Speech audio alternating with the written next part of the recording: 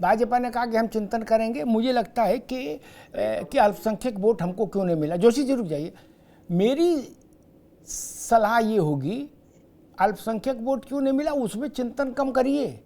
क्या? क्योंकि चिंतन से भी कोई ऐसा मक्खन निकाल लेंगे आप, ऐसा नहीं है। आपका चिंतन ये होना चाहिए, अगर सतीश जी ने उसका अध्ययन किया होगा तो मेरी बात से सहमत होंगे, या विजय जी ने, 2022 के विधानसभा, मेरी बात को गौर से सुनिएगा, 2022 के विधानसभा चुनाव में जितना दलित वोट भाजपा को मिला था उत्तर प्रदेश में, उससे 12% कम मिला इस लोकसभा में। इसकी चिंतन करो, चिंता करो, भोजन बैठक और विश्राम में इस विषय को लाओ। क्या? नहीं तो 66 से 33 हो गए, है ना। और सुन लीजिए, जितना पिछड़ा वोट, पिछड़े वर्ग का वोट 2022 के विधानसभा चुनाव में भाजपा को मिला यूपी में, उससे 7% कम 2024 के लोकसभा में मिला। बोलो श्री सत्यनारायण स्वामी की जय। हो गया कांड। आप जाने कहां चिंतन कर रहे हो। डाका इधर पड़ रहा और चिंतन कहीं और, चौकीदारी कहीं और कर रहे हो। बोले चिंतन कर रहे हैं हम। चिंतन ही गलत दिशा में कर रहे हो भैया। 12% दलित और 7% ओबीसी, 22 के पैमाने पर जो आपके पास था वो 24 में शिफ्ट कर गया। बस उसके बाद तो 33 आ गई। ये भी मैं कहूंगा बड़ी बात है, ये कोई बुरी बात नहीं, बड़ी बात है। सतीश जी, खैर बसपा को लेके बड़ी विचित्र स्थिति है। नहीं, मुझे लग रहा है कि भाजपा जब ये कह देती है कि बसपा को रहना चाहिए, बहन जी को रहना चाहिए, वो बड़ी नेता है, उनका रिलेवेंस है, तो मुझे लगता है इससे बसपा को नुकसान हो जाता है। और उसका मैं एक उदाहरण देता हूं कि अपने 33 साल के अपने टेन्योर में बसपा सबसे कम पे आ गई। 89 और 91 में उसके पास था 10% से कम वोट। उसी स्थिति में पहुंच गई, जन्म के समय वाली स्थिति में आ गई अब। और दूसरी बात मुझे लगता है कि जो 54% non Jatav vote Samajwadi party को गया, अखिलेश यादव को गया, वो भी शायद इसी तरह के जो एक नैरेटिव्स होते हैं ना, उससे चला जाता है कि भाई मायावती और भाजपा की बात एक ही है। सतीश प्रकाश जी। निश्चित रूप से देखिए, कहीं ना कहीं बहुजन समाज पार्टी को लेकर के एक नैरेटिव क्रिएट किया जाता है और इस चुनाव में कहीं ना कहीं तमाम वोटर्स उससे बहकते हैं। बहुजन समाज पार्टी ने अल्पसंख्यक वर्ग को बहुत अच्छा खासा उम्मीदवार बनाया पहले फेज में। सेकंड फेज में अगर आप देखेंगे कि अगर दोनों फेज की अगर आप सीटों की देखेंगे तो वहां पे अगर दलित मुस्लिम एकीकरण की बात होती तो निश्चित रूप से बहुजन समाज पार्टी को एक बड़ी सफलता मिलती। लेकिन समाजवादी पार्टी ने एक नैरेटिव क्रिएट किया कि बहुजन समाज पार्टी जो है कहीं ना कहीं बीजेपी की बी टीम है। शायद ये दुर्भाग्य रहा। जी, मसला ये नहीं, मसला ये नहीं कि आपके विरोधी ने क्या किया, मसला ये आप उसके नैरेटिव का खंडन क्यों नहीं कर पाए। और अगर खंडन नहीं कर पाए तो फिर संन्यास लो।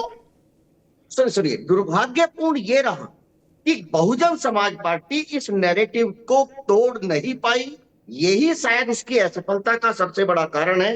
एक बात मैं जरूर कहूंगा, अभी विजय जी यहां बैठे थे, कि अगर बहुजन समाज पार्टी, देखिए आज आकाश आनंद जी आज उत्तराधिकारी के रूप में है और चंद्रशेखर जी कहीं ना कहीं एक राज्यसभा में, सॉरी लोकसभा के सदस्य के रूप में है। लेकिन ये बात भी आपको मानना पड़ेगा, आजाद समाज पार्टी के व्यक्ति से बता रहा हूं कि बहुजन समाज पार्टी ने, अब जो किस रणनीति का हिस्सा होता है या गलती का हिस्सा होता है, कि उनका कैंडिडेट बहुत ही कहीं ना कहीं उसको कैंडिडेट को चूज करने में उन्होंने कहीं ऐसा नहीं सोचा कि हम चंद्रशेखर को हरा के ही मानेंगे। अगर बहुजन समाज पार्टी चाहती तो इतना मजबूत कैंडिडेट खड़ा करती। ठीक है, निश्चित रूप से उनके ऊपर अभी रुकना होगा, अभी रुकना होगा। सतीश जी, ज्यादा नहीं, नेताओं जितनी समझ नहीं मुझे, लेकिन थोड़ी बहुत तो है। शादी नहीं की लेकिन बरातें तो बहुत की मैंने। कहां कैंडिडेट कैसे खड़ा होता है ये भी हमको पता है। टेलीफोन पर सेटिंग गेटिंग, रुक जाओ भाई, सेटिंग गेटिंग कैसे होती वो भी हम जानते हैं। ठीक, सारे रुको भाई। नगीना में फिर मायावती को जाने की जरूरत नहीं थी।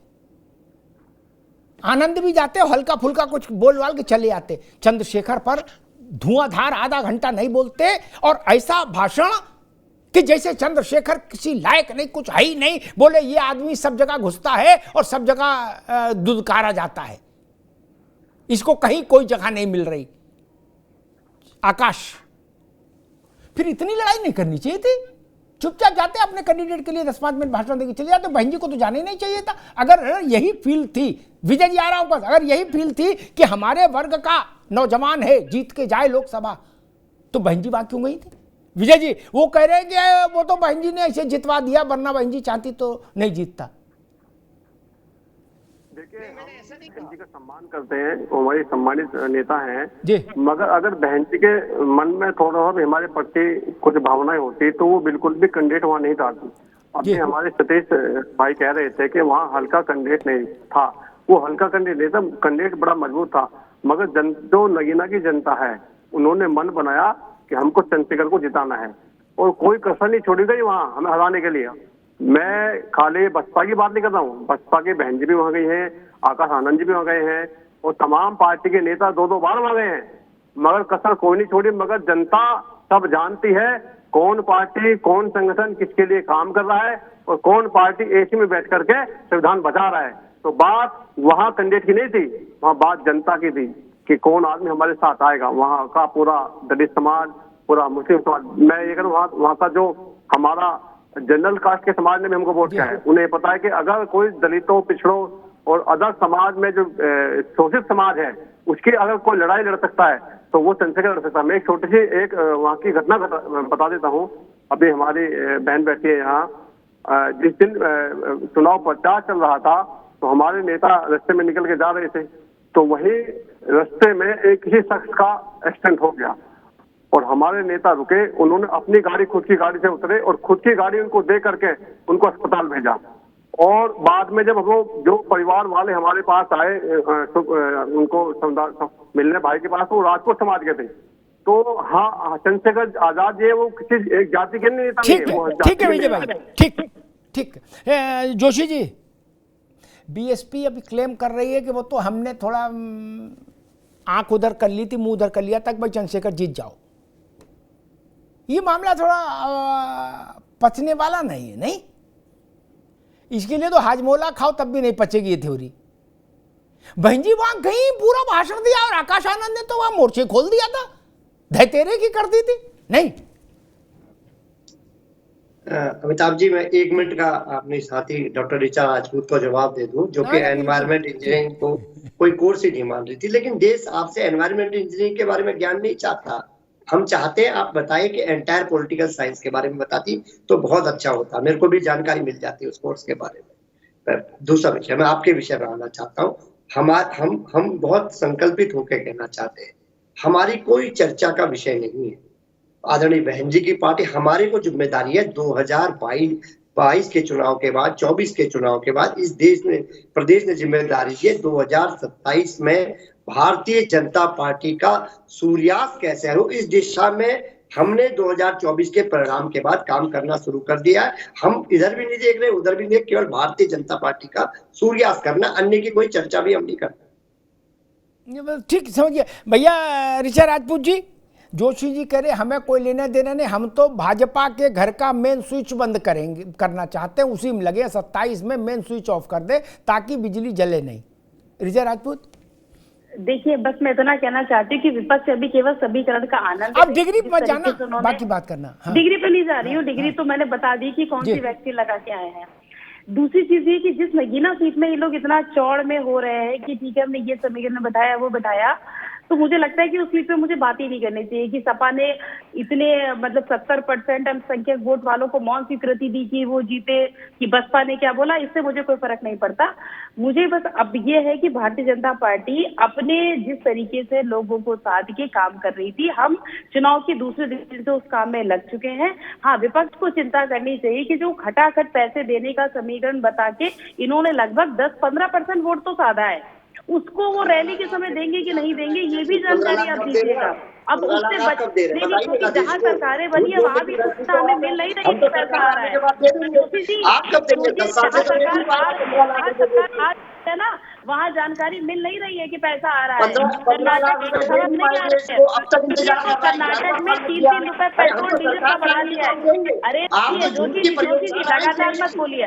आप एक बार कभी भी वादा नहीं किया था, मोदी जी ने कभी भी चुनावी वादा नहीं किया था, मोदी जी ने कभी भी चुनावी वादा नहीं किया था कि 15 लाख रुपए देंगे। लेकिन आपके यहाँ पर आपके एसआईटी ने, मल्लिकार्जुन खड़गे जी ने और राहुल गांधी जी ने डिजिटल साइट की, डिजिटल साइट प्रवक्ता जी डिजिटल साइट किए थे कि हम 85 रुपए देंगे, जहाँ सरकार आएगी वहाँ के भाग गए हैं।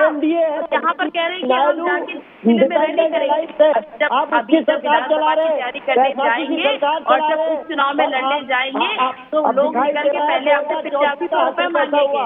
और हमारे यहाँ मोदी जी ने किसानों के लिए खटाखट पैसे डालने शुरू कर दिए हैं। हमारे यहाँ उपचुनाव की तैयारी शुरू हो गई है। आप अपने वोट साधने का आनंद लीजिए, हम लोग चुनाव लड़ने का आनंद लेंगे। हम लोग दलित, पिछड़ा, अल्पसंख्यक, सवर्ण समाज के साथ में लेके चलेंगे। आप 8500 रुपए उन कार्यकर्ताओं को तो मेरे अकाउंट में भी डाल दीजिएगा, क्योंकि आप राजपूत आपको एकदम मैंने आपकी बात सुनी। देखिए आप लोग वैक्सीन की चिंता करिए, जिस वैक्सीन को लगाकर अखिलेश यादव जी डायरेक्ट मुख्यमंत्री बन गए थे और वो एक ही टाइम वैक्सीन लगती है, परिवार की वैक्सीन एक बार लगाइए 28 साल तक चलिए। आप लोग एक पारिवारिक राज्य संभालने वाली पार्टी है। देखिए सबको पता है कि समाजवादी पार्टी केवल अपनी पारिवारिक राजनीति बचाने की चिंता करती है, अलायंस के साथ लड़ी है, अलायंस के मैनिफेस्टो को पूरा नहीं कर रही है। लेकिन जब वोट मांगने जाएंगे तो फिर वही 85 रुपए वाली बात आएगी। इतनी जोश में मत आइए, चुनाव अभी आगे आने वाले हैं, जनता आपको जवाब देगी। पीडीए का नाम ले रहे हैं, अवधेश पासी जी को विपक्ष का नेता बनाएंगे, जोशी जी अवधेश पासी जी को नेता प्रतिपक्ष बनाएंगे। जोशी जी अयोध्या चिल्लाते हैं, कम से कम आज तो जनता के बीच में जाकर अवधेश पासी जी को नेता विपक्ष बनाएंगे। देश ने आपके अहंकार को जोशी जी बनाएंगे कि केवल अयोध्या के नाम की बनाई खाएंगे, बार-बार अयोध्या के नाम पर फैलाएंगे, फैसलाबाद जीत कर अयोध्या का डंका बजाएंगे। इलेक्शन में आपको दावे के साथ अयोध्या का नाम लेके आप लोग किस तरीके का नैरेटिव चला रहे हैं। मुझे लगता है कि जिन्होंने अयोध्या में घूमने का मौका दिया है वो माननीय अवधेश पासी जी को इन्हें नेता विपक्ष बनाना चाहिए। ठीक है, दोनों मित्रों को रोकूंगा, दोनों मित्रों को रोकूंगा।